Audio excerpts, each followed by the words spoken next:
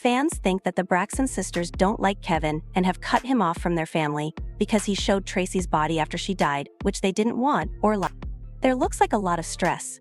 The Braxton sisters are being blamed for hating on Kevin Surrat, the husband of their late sister Traci. It seems likely at this point. Everyone and their mother knows that the Braxton family wasn't crazy about Kevin when Traci was alive, and things seem to have gotten worse since she died. Things don't look good as they get worse here. Let us talk about it. Did Kevin really ignore Traci's wishes as the sisters say he did, or are they just being mean? The public doesn't like how the Brady sisters treat Kevin, and some fans have even called them out for not caring about their sister's widower. Though it didn't seem that way to the Braxton sisters, it's understandable why they initially felt that way about Kevin, given that they had been married for 25 years and had been together for over 30 years before she passed away. After all, if we're being honest, Kevin and Traci's relationship wasn't always easy. I know that every marriage has good and bad times, but Kevin and Traci seemed to have more bad times than good ones at one point. Still, they didn't give up, and after their 2014 appearance on Marriage Bootcamp Reality Stars, they talked about and worked through their problems. Traci lived for 8 years before she sadly passed away in 2022 from esophageal cancer. From the time Traci died, it was clear that Kevin and her siblings did not get along. Tony made an announcement on behalf of the sisters a few hours later, saying, "It is with the utmost regret that we tell you of the passing of our sister Traci. Needless to say, she was a bright light, a beautiful daughter and amazing sister, a loving wife, mother, grandmother, and recognized performer. We will miss her dearly." Kevin made his own announcement to TMZ, saying, "We have come to a time where we must inform the public that after a year of privately undergoing a series of treatments for esophageal cancer, there was clearly a gulf between them, but remember that they were grieving and such things sort of happened." What really led many to think that the sisters don't like him is that they didn't invite Kevin to appear on their next reality TV program. Even though a major portion of the Braxton is about Traci's passing and how they're coping with their grief, you would think that since Kevin was the person who knew Traci the best while she was alive, he would be invited to appear on the show. However, he wasn't there. And it wasn't an oversight. Kevin Jr. was featured on the show to some level, and despite that, things aren't going too well for him. He's still dealing with the loss of his mother and, it turns out, a divorce. Despite this, he was featured on the show, so the sisters' choice not to have Kevin Sr. on the show seems deliberate. The talk became more intense when Tamar shared a video from Traci's final days, showing off her back tattoo. That's Tony right there. She wish. That's Tony Braxton right there all day. The one at the bottom. Wow, she got That's the Tawana, music. that's That's Trina. beautiful. That's Tony. That's Traci'S. She got the They tell. don't focus. You see what I'm talking about, Traci? They don't be focusing. Who are they? Who are they? I'm just saying, Traci, I'm trying to put the lotion on, and they looking at the You told me to get the back, and YouTube. what you want me not to react to the song that's on her? She got a whole song on her back. She got all of y'all on her back. It's this little light of mine. I'm gonna let it shine. This little light of mine. I'm gonna let it shine. I wish my finger worked. I would massage your back, but my finger doesn't work. Cause you won't get acupuncture. I'm gonna let it shine. Let it shine. Let it shine. Fans were curious as to why the family appeared to have removed themselves from Kevin Sr., so this reignited the topic about him. Kevin went live on Instagram and made it seem as though things were not amicable between him and his ex-sisters-in-law. The other thing is, I really want people to understand this part. To death did us part. Please understand that. Please do. Because some narratives will not include that in that situation. And I thank God that he gave us that. And like with me and my son, I'm doing everything I can to make sure he's good. See, we had a whole nother village, you know what I mean, that was always there for us. Whole nother village. And that village came and embraced us and helped us on many levels. When we found out about Traci having cancer December the 15th, 2020 at Georgetown Hospital, we had went through some stuff. Prior to that, we was in California, as they brought up. We was out there taping. Traci talked about she couldn't swallow. I immediately called the doctor. Thank God our doctor was always there for us. Thank you, Dr. C. And we set it up. By the time I got back first, she got back, and we was in there, and they took care of us. And, worked it from there. I mean, I think I was in the rain at Fort Washington Hospital with Tony for about an hour while they did the procedure, because at that time, everybody couldn't come into the hospital. So I sat out in the car and pouring down rain, waited for that. And the doctor called me, and I was able to pull up to the front and go inside. He explained everything to me, and then we went to Georgetown Hospital.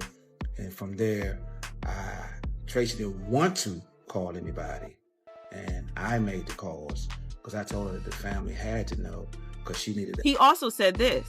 And it's all good. You know what I mean? Because I feel like my wife got the healing that she needed to go through what she went through. And the sacrifice to go with that is everything. So I just wanted to share with you guys, and it's still more to give. I never lived in Baltimore, baby girl. We've always lived in the DMV, DC area.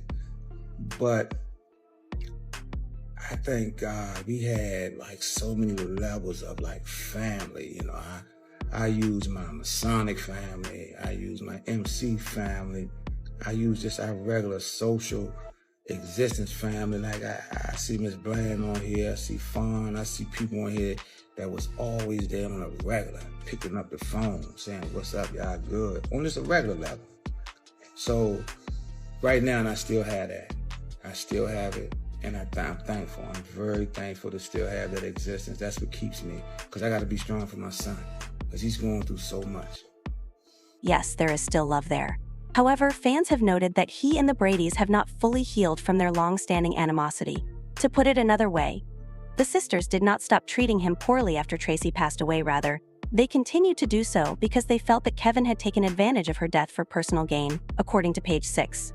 There was a Zoom meeting where Traci made it clear what she wanted, and now her husband is trying to trade on her name. Page 6 continued to say that Kevin had a viewing for Traci for her popular sisters Tamar, Trina, Tawanda.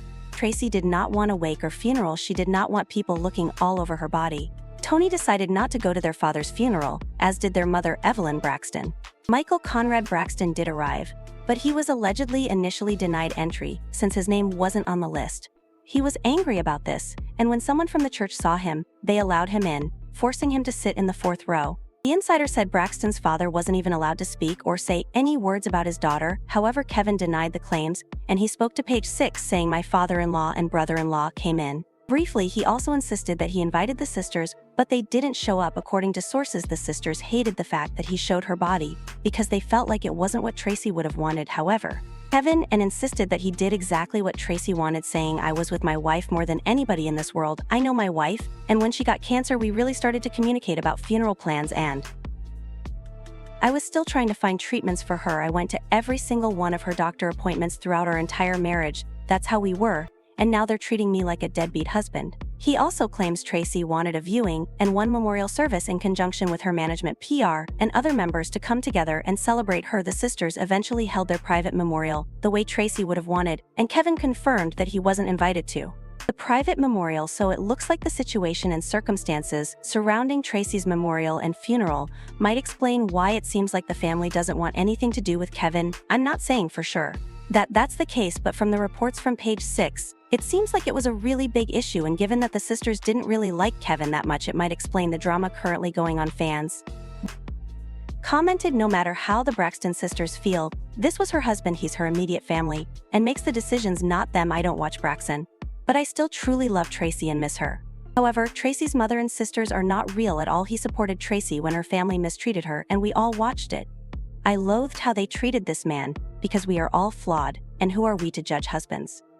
It looks like Twitch's widow, Allison Holker, has found love again after the Twitch tragically passed away in 2022. TMZ reported that he suddenly left his LA home without taking his car and ended up at a motel just about a mile away from the house he shared with his wife and kids. The motel staff said he didn't seem upset or distressed and only booked the room for one night. No one noticed anything suspicious, not even, and everything seemed normal until the next day when he missed a checkout time. A hotel staff member went to his room to remind him and found him in the bathroom with gunshot wounds. The next day, Allison went to an LAPD station To report him missing, according to TMZ, she was extremely worried and told the cops how unusual it was for him to leave without saying where he was going. He didn't take his car, wasn't answering her calls, and hadn't communicated with her at all, which raised major concerns for her. Allison was so alarmed by his behavior that the officers even considered listing him as a critical missing person case. Unfortunately, not long after Allison went to the police, a 911 call came in for paramedics from the